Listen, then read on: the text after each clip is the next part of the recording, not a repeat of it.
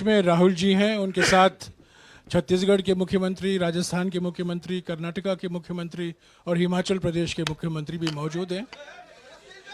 आज कांग्रेस कार्य समिति की 4 घंटे तक बैठक हुई। एक प्रस्ताव भी पारित हुआ सर्वसम्मति से। वो प्रस्ताव आपको अभी मिल जाएगा। अभी आपको इस कार्य समिति की बैठक में जो चर्चा हुई है, जो विचार विमर्श हुआ है, उसके बारे में राहुल जी आपको अवगत कराएंगे। राहुल जी। धन्यवाद।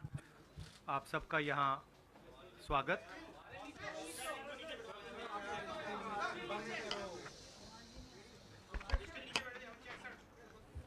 आ रही है बेटर। आप सबका यहाँ स्वागत। जैसे जयराम रमेश जी ने कहा, 4 घंटे हमारी कास्ट सेंसस पे चर्चा हुई, डिस्कशन हुआ और एक ऐतिहासिक निर्णय कांग्रेस वर्किंग कमेटी ने लिया है और यूनानिमसली लिया है। मगर मतलब कमरे में कोई ऐसा व्यक्ति नहीं था जिसने अपना पूरा सपोर्ट कास्ट सेंसस का जो कॉन्सेप्ट है उसको नहीं दिया।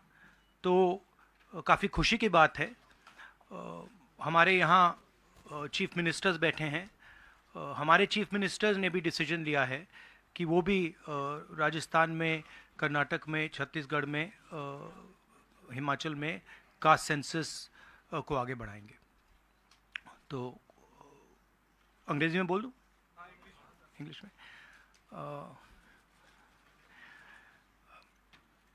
There is a very big decision taken today by the Congress Working Committee.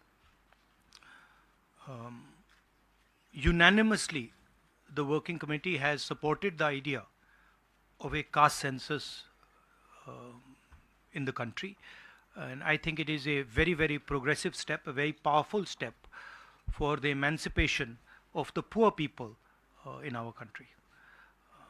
We've also, our chief ministers are also believe that it's an important step for them to take, so our states are also considering this and actioning this this step. If you have any questions, please feel free to ask them. एक minute एक करके संजीव, एक minute please रुक जाइए। Rahul ji, the Congress has taken the decision of, taking this caste census forward. Will the India Alliance parties also, support you in this, because the Congress is unanimous in this? Whether all the other parties, because you are going to contest the elections together, all 26 parties are contesting the elections together. So will they also support, and will you seek their support? Well, the Congress president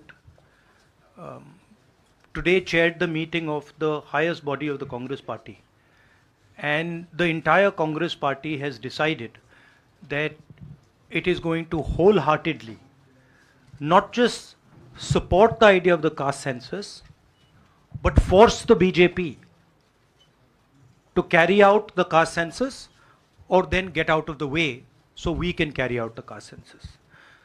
Now,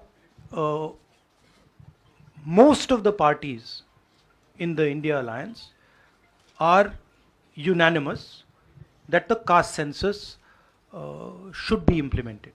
There might be a few who might have a slightly different position, and that's fine. We are quite flexible.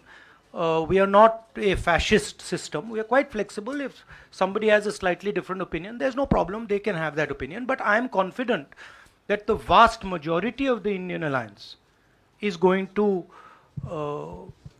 support and push the idea of the caste census. हाँ जी madam. Hindi में बोल देता हूँ। आपका सवाल था कि क्या इंडिया अलायंस भी कास्ट सेंसस को सपोर्ट करेगी, तो मैंने कहा कि देखिए, कांग्रेस प्रेसिडेंट ने हमारी जो सबसे बड़ी डिसीजन मेकिंग बॉडी है उसमें निर्णय लिया है कि हम कास्ट सेंसस को इम्प्लीमेंट करेंगे। सिर्फ ये नहीं, मगर ये भी डिसीजन लिया है कि हम बीजेपी पर दबाव डालेंगे और उनसे करवाएंगे।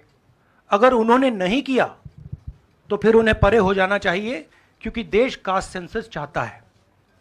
अब जहां तक इंडिया अलायंस की बात है, मैं जानता हूं कि काफी पार्टी इंडिया अलायंस में इस निर्णय का समर्थन करेंगी। एक दो पार्टी हो सकती हैं जो जिनकी राय थोड़ी अलग हो। हमारे लिए कोई प्रॉब्लम नहीं है, क्योंकि हम कोई फैशिस्ट सिस्टम नहीं है। मगर ज़्यादा से ज़्यादा पार्टियां इस डिसीजन को पूरी तरीके से सपोर्ट करेंगी। हाँ जी मैडम। राहुल जी मैं पूनम। एक मिनट मैडम बोलिए। अच्छा, अगर आपका सवाल सुनिए, अगर आपका सवाल गहलोत जी से है या बघेल जी से या किसी हमारे चीफ मिनिस्टर से, उनका नाम पहले ले लीजिए प्लीज। राहुल जी मैं पूनम हूँ, अमर उजाला से। इधर मैं ये आपसे जानना चाहती हूँ कि राजस्थान ने कल रात को ही जातीय जनगणना को लेकर अपना जो रुख है वो साफ कर दिया है। आज से 5 राज्यों का चुनावी बिगुल बच गया है। तो क्या ये माना जाए कि ये 5 राज्य जो हैं वो कांग्रेस का लिटमस टेस्ट होंगे भारतीय जनता पार्टी के ऊपर दबाव बनाने के लिए कि वो जातीय जनगणना कराएं? देखिए, ये जो आपके शब्द हैं लिटमस टेस्ट, ये केमिस्ट्री में चलते हैं, ये राजनीति में नहीं चलते हैं। हमारी सिंपल सी बात है, हम सब ने निर्णय ले लिया है कि हिंदुस्तान के भविष्य के लिए कास्ट सेंसस जरूरी है। एक कास्ट सेंसस के बाद एक नया डेवलपमेंट का पैराडाइम खुलेगा, और हमने निर्णय ले लिया कि हम ये काम करेंगे। तो ये मैं आपको आज बता रहा हूं कि कांग्रेस पार्टी इस काम को पूरा करके ही छोड़ेगी। और याद रखिए, जब हम वायदा करते हैं, हम उस वायदे को तोड़ते नहीं हैं।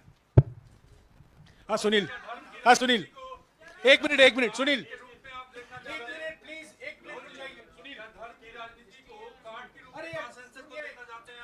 देखिए नहीं, मैं इसका जवाब देता हूं। देखिए, ये कास्ट और धर्म की बात नहीं है, ये गरीबी की बात है।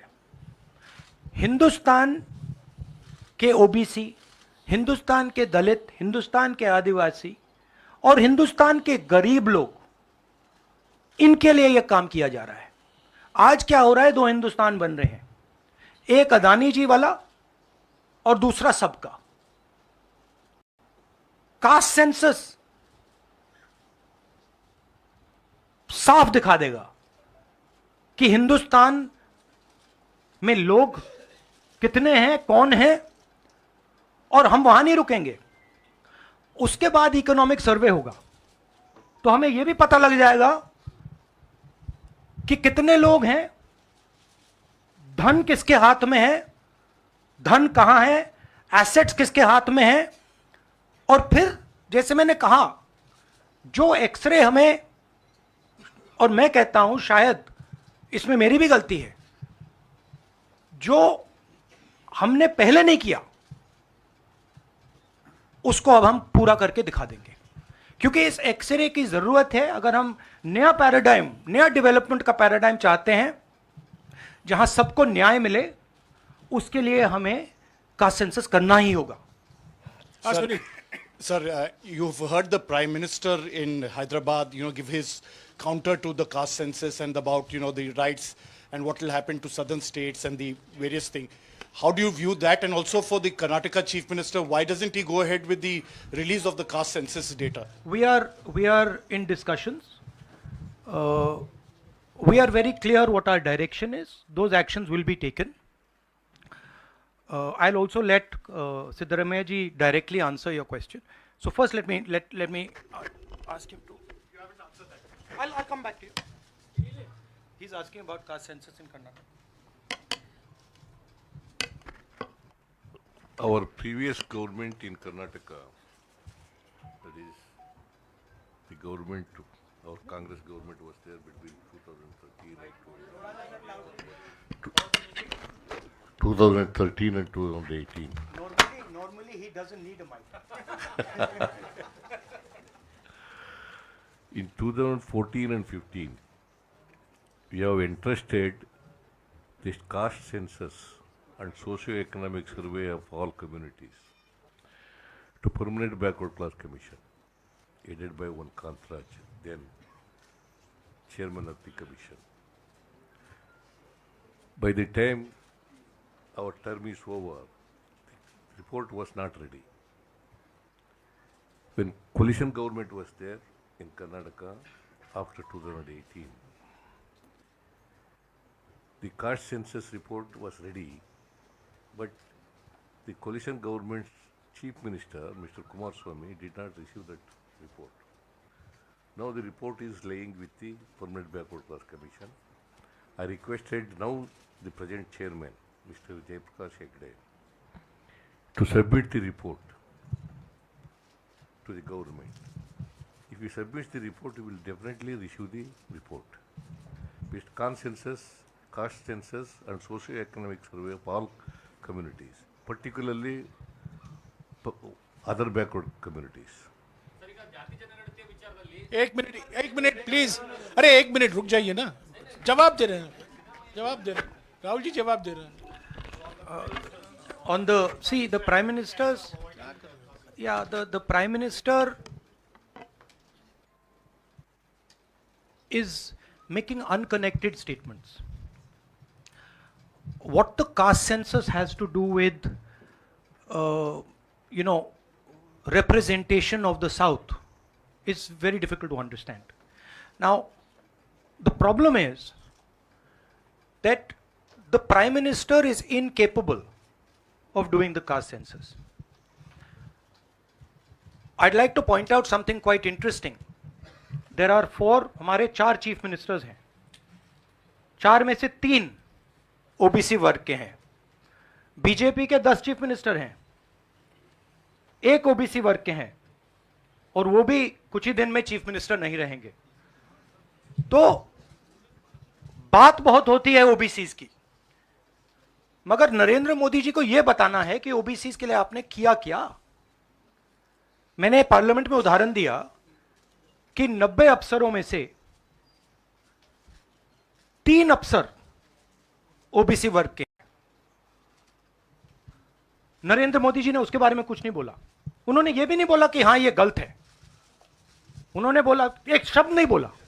मतलब उनके लिए यह एक्सेप्टेबल है कि हिंदुस्तान में जिनकी शायद 50% आबादी है अप्रोक्सीमेटली, उनका सरकार को चलाने में कोई भी हक ना हो. तो यह तो सच्चाई है, रियलिटी है. प्राइम मिनिस्टर सीधा कह दें कि हम कास्ट सेंसस का डेटा रिलीज कर देंगे. प्राइम मिनिस्टर सीधा कह दें कि अगला सेंसस कास्ट बेसिस पे होगा. वो कह ही नहीं सकते, क्योंकि प्राइम मिनिस्टर सचमुच में ओबीसी वर्ग के लिए काम नहीं करते हैं. प्राइम मिनिस्टर का काम ओबीसी वर्ग को डिस्ट्रैक्ट करने का, ओबीसी वर्ग के ध्यान को इधर उधर करने का है. जो सच्चाई है कि ओबीसी वर्ग, दलित वर्ग, आदिवासी वर्ग को कितनी भागीदारी मिल रही है, उससे डिस्ट्रैक्ट करने का पूरा सिस्टम बना रखा है आरएसएस ने और नरेंद्र मोदी जी ने. और नरेंद्र मोदी जी उनके मेन इंस्ट्रूमेंट है, मतलब सेंट्रल औजार हैं. उनका यही काम है कि भैया ओबीसी की भागीदारी ना हो, ध्यान इधर उधर जाता जाए. हाँ संजय. राहुल जी, प्राइम मिनिस्टर और बीजेपी का एलिगेशन है कि कांग्रेस कास्ट सेंसस को इसलिए ला रही है, लाके वो हिंदू कम्युनिटी के अंदर डिवीज़न पैदा करना चाह रही है. और ये राजस्थान में उन्होंने रैली में ये बात कही कि ये कास्ट सेंसस का मतलब कांग्रेस का एडवोकेसी का, राहुल गांधी का एडवोकेसी का यही लक्ष्य है. हमारा लक्ष्य, जैसे मैंने कहा, हमारा लक्ष्य है कि एक्सरे होना चाहिए. किसी को चोट लगती है, अस्पताल में पहला काम होता है, भैया देखिए एक्सरे कराते हैं, पता लगाते हैं क्या है, सच्चाई क्या है. हमें लग रहा है कि हिंदुस्तान में जो भागीदारी ओबीसीज की होनी चाहिए, दलितों को होनी चाहिए, आदिवासियों की होनी चाहिए, हमें लगता है कि वो उनको नहीं मिल रही है. सस्पिशन है. अब हम सिर्फ ये कर रहे हैं कि हम एक्सरे कराना चाह रहे हैं, देखना चाह रहे हैं कि क्या ये सच्चाई है इसमें या नहीं. नरेंद्र मोदी एक्सरे कराने से क्यों डर रहे हैं? इसमें लोगों को बांटने की बात नहीं है. इसमें जो हक लोगों का है उनको देने की बात है. अब मुझे ये बात समझ नहीं आ रही कि हिंदुस्तान के जो प्रधानमंत्री हैं एक्सरे क्यों नहीं करा रहे हैं, एक्सरे करने से क्यों डर रहे हैं, और जहां भी जा रहे हैं आप नोटिस कीजिए कहीं ना कहीं डिस्ट्रैक्ट करने की बात कर रहे हैं। कभी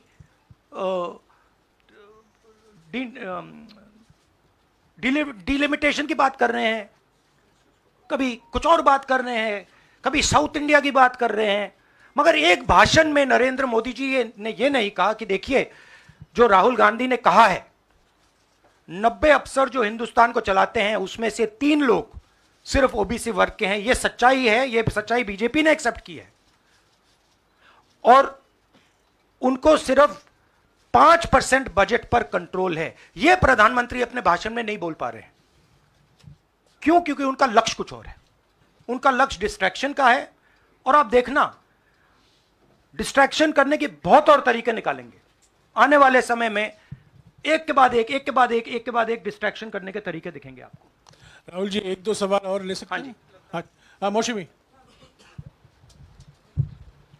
राहुल जी ये पूछना चाह रहे थे कि जिस तरह से प्रधानमंत्री नरेंद्र मोदी कह रहे हैं, कहा जा रहा है कि कांग्रेस के लिए ये बहुत ज्यादा नुकसानदेह होगा क्योंकि जो बची कुची अगड़ी जाति कांग्रेस के साथ है वो चिटक जाएंगी। तो पॉलिटिकली आपको लगता है कि ये कांग्रेस के लिए नुकसान वाला सौदा है? ये हमारा पॉलिटिकल डिसीजन नहीं है, ये न्याय का डिसीजन है, ये हिस्सेदारी का डिसीजन है, इसमें कोई पॉलिटिकल कैलकुलेशन नहीं है।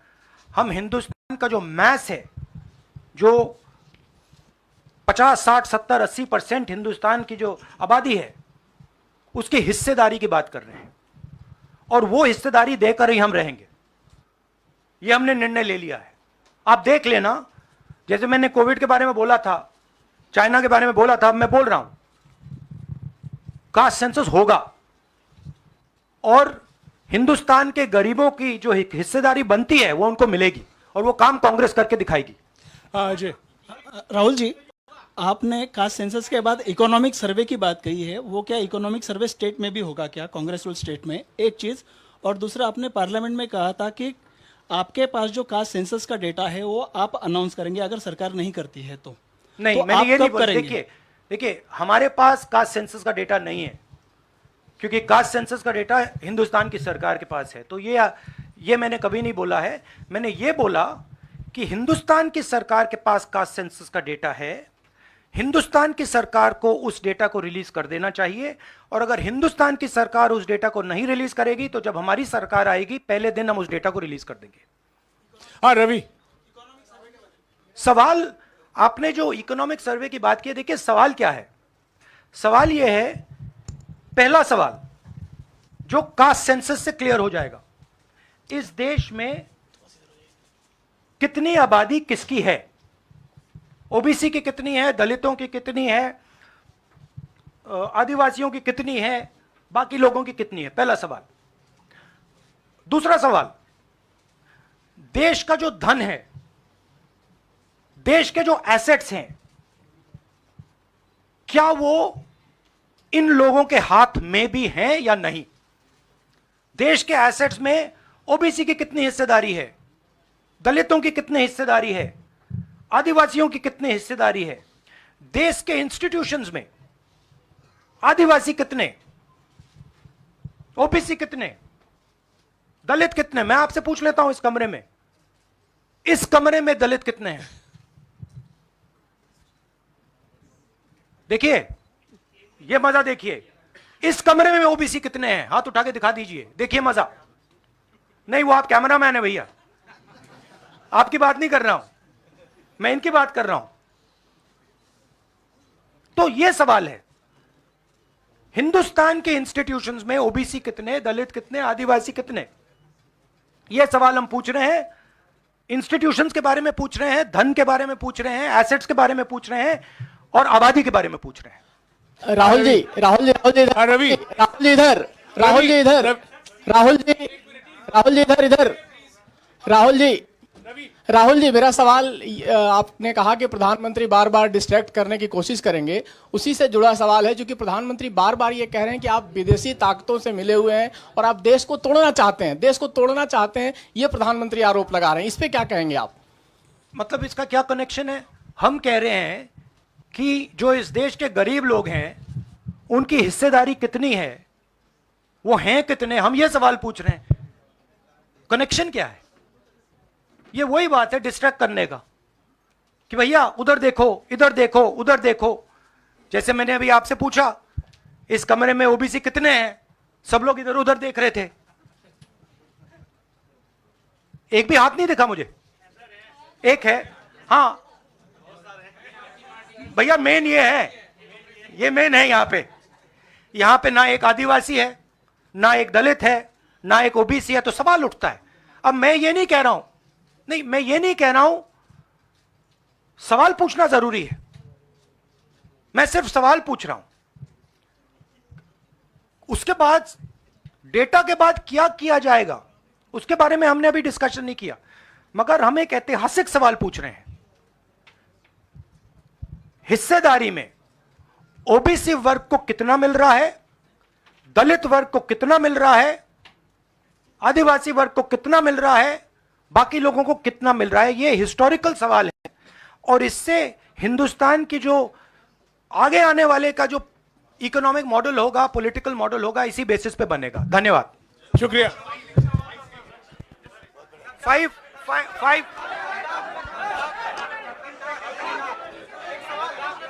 भैया एक सेकंड देखिए, 5 जहां पे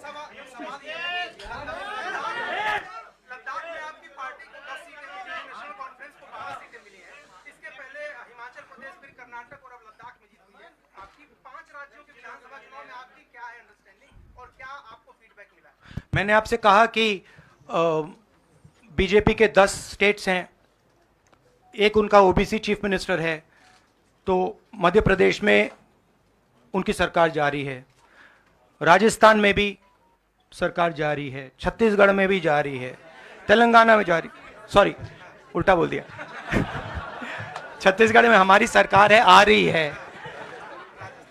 आपने कंफ्यूज कर दिया मुझे। राजस्थान में आ रही है, छत्तीसगढ़ में आ रही है, मध्य प्रदेश में जा रही है, तेलंगाना में उनकी जा रही है, हमारी आ रही है। नहीं, सीरियसली कहूं तो माहौल बहुत पॉजिटिव है और मैं चारों जो हमारे स्टेट्स हैं उनके बारे में कह सकता हूं। जो गहलोत जी ने हेल्थ केयर का स्ट्रक्चर जो बनाया है, शायद वो दुनिया में एक ऐतिहासिक हेल्थ केयर का सिस्टम राजस्थान की सरकार ने बनाया है। और जो काम राजस्थान की सरकार ने गरीबों के लिए किया है, ऐतिहासिक काम किया है। कर्नाटक में हमारी जो 5 गारंटीज हैं, जो सोशल प्रोटेक्शन की जो स्कीम्स हैं, वो अनमैच्ड है। आप किसी भी स्टेट में चले जाइए, आप पूछ लीजिए, आपको ऐसा सोशल प्रोटेक्शन का स्ट्रक्चर नहीं मिलेगा। छत्तीसगढ़ में जो किसानों के साथ हमारे चीफ मिनिस्टर ने किया, जो उनको धान के लिए दाम मिलता है, सबसे ज़्यादा मिलता है हिंदुस्तान में, जो कनेक्टिविटी उन्होंने बनाई है, जो हमारे छोटे छोटे डिस्ट्रिक्ट्स में मैन्युफैक्चरिंग यूनिट्स लगवाए हैं, जो ऐतिहासिक काम किया है। और अगर सुक्खू जी के बारे में समझना चाहते हैं तो जब हिमाचल को चोट लगी तो उनका रिस्पॉन्स जो था, जमीनी रिस्पॉन्स, लोगों के बीच में जाकर रिस्पॉन्स, वैसा रिस्पॉन्स शायद मैंने तो पहले नहीं देखा है। तो हमारी जो 4 सरकारें हैं अच्छा काम कर रही हैं। मुझे लगता है हम इन चुनाव में बहुत अच्छा करेंगे। मिजोरम में मैं अभी जा रहा हूं, काफी पॉजिटिव माहौल है और जनरली लोगों में गुस्सा है। 1-2 कारण है, बेरोजगारी, महंगाई और जो इनइक्वालिटी बढ़ती जा रही है कि अदानी जी जैसे लोग अमीर होते जा रहे हैं, देश के पूरे एसेट्स उनके हाथ पड़ रहे हैं, और किसान हैं, मजदूर हैं, वो गरीब होते जा रहे हैं। ये सबको दिख रहा है। तो इसीलिए हम प्रिपरेशन कर रहे हैं। कास्ट सेंसस हमारा फाउंडेशन है, मगर जो राजस्थान में इन्होंने हेल्थ केयर के लिए किया वो हम नेशनल लेवल पे करने की सोच रहे हैं। जो किसानों के लिए ये कर रहे हैं, जो इनका सोशल सिक्योरिटी का स्ट्रक्चर है, वो हम इसको नेशनल लेवल पे इंप्लीमेंट करने की प्लानिंग कर रहे हैं। हमारी सोच है कि जो नरेंद्र मोदी जी और बीजेपी ने नफरत, हिंसा और डर का विजन दिया है, हम देश को मोहब्बत, रिस्पेक्ट और भागीदारी का विजन दें। और मुझे लग रहा है कि देश का जो मूड है वो बिल्कुल बदल चुका है, और ये बात अभी बीजेपी